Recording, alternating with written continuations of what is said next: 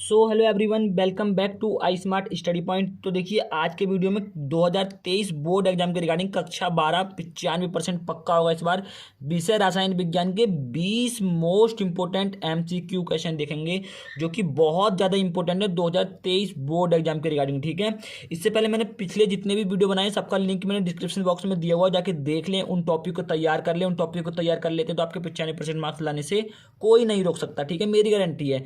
Link description box में दिया हुआ है, जाके टेलीग्राम और इंस्टाग्राम का भी कर लीजिए क्योंकि मैं पीडीएफ प्रोवाइड आपको कराता रहता हूँ। ठीक है, चलिए स्टार्ट करते हैं। पहला क्वेश्चन अपना क्या है, तो देखिए क्वेश्चन 1 जो है वो है XeF4 में Xe परमाणु का संकरण है। तो संकरण आपने पढ़ा होगा। ठीक है, तो इसमें कौन Xe परमाणु का संकरण क्या है? sp3 sp3d sp3d2 sp3d sp3। तो कौन सा संकरण हो जाएगा? ऑप्शन नंबर बी आपका बिल्कुल करेक्ट हो जाएगा, sp3d संकरण होगा। ठीक है, Xe का। ठीक है, और क्वेश्चन नंबर सेकंड है, देखिए फ्लोरीन की ऑक्सीकरण संख्या है। तो फ्लोरीन की ऑक्सीकरण संख्या क्या होती है? +1 -1 -2 या फिर +2। तो ऑप्शन नंबर बी आपका बिल्कुल करेक्ट हो जाएगा। जो ऑक्सीकरण संख्या होती है फ्लोरीन की वो -1 होती है। ठीक है, आगे देखते हैं अगला क्वेश्चन क्या है अपना। थर्ड नंबर का है, निम्नलिखित में से किसकी अभिक्रिया से फास्फोरस से फास्फीन बनाया जाता है? इसका मतलब क्या करा है कि जो नीचे आपके पास चार दिए हुए हैं, चार तत्व हैं, उसमें से किसी की अभिक्रिया होती है, किसी की उपस्थिति में अभिक्रिया होती है और फास्फोरस से फास्फीन बनता है। ठीक है, क्या बनाया जाता है? फास्फोरस से फास्फीन बनाया जाता है। तो उसका ऑप्शन नंबर बी आपका बिल्कुल करेक्ट हो जाएगा, NaOH यानी कि सोडियम हाइड्रोक्साइड। इससे जब रिएक्शन कराएंगे तो आपका फास्फोरस से फास्फीन बनता है। ठीक है, अगला क्वेश्चन क्या है, निम्नलिखित में से सर्वाधिक स्थायी है कौन सा? AsH3 SbH3 PH3 या फिर NH3। तो ऑप्शन नंबर डी आपका बिल्कुल करेक्ट हो जाएगा, NH3 सबसे ज्यादा स्थायी है। अमोनिया सबसे ज्यादा स्थायी है। ठीक है, NH3 जो था अमोनिया होता है। क्लोरीन का प्रबलतम ऑक्सी अम्ल है कौन सा है? HClO2 HClO4 HClO या फिर HClO3। तो ऑप्शन नंबर बी आपका बिल्कुल करेक्ट हो जाएगा, HClO4 जो है वो क्लोरीन का प्रबलतम ऑक्सी अम्ल है। ठीक है, आगे देखते हैं। हीलियम का मुख्य स्रोत है, यानी कि मुख्य स्रोत का मतलब है कि हीलियम सबसे ज्यादा कहाँ से मिलती है? वायु से, मोनोजाइट रेत, रेडियम या फिर इनमें से कोई नहीं। तो ऑप्शन नंबर बी आपका बिल्कुल करेक्ट हो जाएगा, मोनोजाइट रेत से सबसे ज्यादा हीलियम मिलती है। ठीक है, क्वेश्चन नंबर 7 अपना, वायुमंडल में सर्वाधिक पाई जाने वाली गैस कौन सी है? यानी कि वायुमंडल में जो सबसे ज्यादा गैस पाई जाती है वो कौन सी होती है? बहुत लोगों का कहना है कि O2 यानी कि ऑक्सीजन बहुत ज्यादा पाई जाती है, तो ये गलत हो जाएगा। ठीक है, हीलियम पाई जाती है, नियॉन पाई जाती है, आर्गन पाई जाती है या फिर क्रिप्टन पाई जाती है। तो ऑप्शन नंबर सी आपका बिल्कुल करेक्ट हो जाएगा, वायुमंडल में सर्वाधिक गैस जो पाई जाती है वो कौन सी पाई जाती है? आर्गन। ठीक है, एटमॉस्फेयर में सबसे ज्यादा गैस कौन सी पाई जाती है? आर्गन पाई जाती है। ठीक है, वायुमंडल को एटमॉस्फेयर बोलते हैं इंग्लिश में भी आपको थोड़ा बहुत याद होना चाहिए ताकि आपकी इंग्लिश थोड़ी ठीक हो जाए। ठीक है, क्वेश्चन नंबर 8 क्या है, संक्रमण तत्वों में 4D श्रेणी का तत्व है। यानी कि संक्रमण तत्व जो होते हैं तो उसमें जो आपकी चौथी श्रेणी होती है उसमें कौन सा तत्व आता है? 37 A 47B 57C या फिर 30D। तो ऑप्शन नंबर बी आपका बिल्कुल करेक्ट हो जाएगा, 47B। ठीक है, सेकंड श्रेणी में जो 47 नंबर का तत्व होता है वो आपका 4D श्रेणी का तत्व होता है। ठीक है, अगला क्या है, निम्नलिखित में से अनुचुंबकीय यौगिक है। यानी कि निम्नलिखित में से अनुचुंबकीय यौगिक कौन सा है? NaOH sodium hydroxide, AgNO3 FeSO4 zinc ZnCl2। ठीक है, तो इसमें आपका FeSO4 बिल्कुल करेक्ट हो जाएगा, ऑप्शन नंबर सी आपका बिल्कुल करेक्ट हो जाएगा। अगला क्या है, निम्न तत्वों में से लैंथेनोइड तत्व है तो कौन सा है? Radium CeAcZr। ठीक है, बताइए कौन सा है? तो ऑप्शन नंबर बी आपका बिल्कुल करेक्ट हो जाएगा, सी जो है वो लैंथेनोइड तत्व है। ठीक है, अगला क्वेश्चन क्या है, देखिए लैंथेनोइड और एक्टिनोइड दो श्रेणी होती है आवर्त सारणी में, तो जो CE होता है वो लैंथेनोइड श्रेणी में आता है। ठीक है, तो यही हमसे पूछा था इसमें। ठीक है, अगला क्वेश्चन क्या है, निम्न में संक्रमण धातु ऑक्साइड लोह चुंबकीय गुण दर्शाता है कौन सा है? MnO2 CO2 O2 या फिर CrO2। ठीक है, ये आपको बताना है।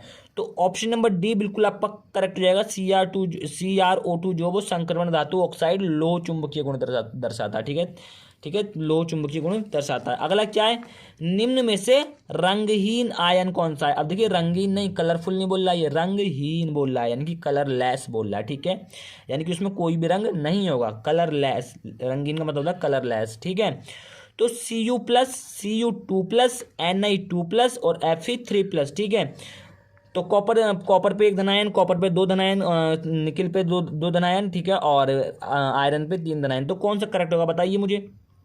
आप भी अपना आंसर कमेंट में बताते रहें ताकि देखें तो हम कितना पढ़ रहे हो आप। तो Cu+ बिल्कुल करेक्ट हो जाएगा, ठीक है। कॉपर पे 1 धनायन बिल्कुल करेक्ट हो जाएगा। ये जो होता है ये रंगहीन आयन होता है। संक्रमण धातु जो परिवर्ती ऑक्सीकरण अवस्था नहीं प्रदर्शित करते हैं, ऐसे कौन से संक्रमण धातु हैं जो परिवर्ती ऑक्सीकरण अवस्था मतलब कि जिनकी ऑक्सीकरण अवस्था परिवर्तित नहीं होती है, ठीक है, वो बताना है कौन सा, ठीक है। परिवर्ती ऑक्सीकरण अवस्था नहीं दर्शाते हैं, ठीक है, वो बताना है आपको, ठीक है। तो टाइटेनियम, वेनेडियम, आयरन, जिंक, कौन सा हो जाएगा इसमें? इसका ऑप्शन नंबर बताइए कौन सा इसका। चलिए इसका आंसर आप दीजिएगा, ठीक है। इसका आंसर आप लोग देंगे तो अच्छा रहेगा, ठीक है। कुछ क्वेश्चन तो आप भी देखेंगे, ठीक है। मुझे चाहिए इसका, सभी कमेंट में बताएंगे, ठीक है, सभी कमेंट में बताएंगे इसका आंसर। निम्न में से अनुचुंबकीय आयन है, इसका भी आपको दे दें। चलिए इसका हम बता देते हैं। तो निम्न में से अनुचुंबकीय आयन कौन सा है, ठीक है, ये आपको बताना है। यहाँ पे पूछा था रंगहीन आयन, यहाँ पे पूछा है अनुचुंबकीय आयन, ठीक है। 3 टाइप के होता है, अनुचुंबकीय, लो चुंबकीय, प्रतिचुंबकीय। तो अनुचुंबकीय हमसे पूछा है तो जिंक 2+, निकल 2+, कॉपर 2+ या सिल्वर 2+। तो इसमें सिल्वर प्लस यानी कि Ag+, ठीक है। तो इसमें से निकल 2+ आपका बिल्कुल करेक्ट हो जाएगा। जो निकल 2+ होता है वो आपका अनुचुंबकीय आयन होता है, ठीक है। तो क्वेश्चन नंबर 14 तक क्लियर हो गया है। क्वेश्चन नंबर 15 न्यू पेज पे चलते हैं, न्यू पेज पे। तो देखिए क्वेश्चन नंबर 15 है अपने पास। परिशोधित स्पिरिट में अल्कोहल होता है कितने %? 100%, 75%, 95.5% या फिर 5.6%। तो ऑप्शन नंबर सी आपका बिल्कुल करेक्ट हो जाएगा। स्पिरिट में जो अल्कोहल होता है वो 95.5% होता है। ल्यूकास अभिकर्मक के प्रयोग से पहचाना जाता है, यानी कि जो ल्यूकास अभिकर्मक होता है उससे क्या पहचानते हैं, किसको पहचाना जाता है? नाइट्रो एल्केन को पहचाना जाता है, एल्कीन को, अल्कोहल को, या फिर एल्किल एमीन को। तो ऑप्शन नंबर सी बिल्कुल करेक्ट हो जाएगा, अल्कोहल को। यानी कि ल्यूकास अभिकर्मक से किसे पहचाना जाता है? अल्कोहल को पहचाना जाता है। फिनॉल का 0.20% विलयन किस रूप में कार्य करता है? यानी कि जो फिनॉल होता है आपका, ठीक है, C6H5OH, ठीक है, बेंजीन रिंग के ऊपर जो आपका OH कंपाउंड लगा हुआ होता है तो वो फिनॉल होता है, ठीक है। तो फिनॉल का 0.20% विलयन किस रूप में कार्य करता है?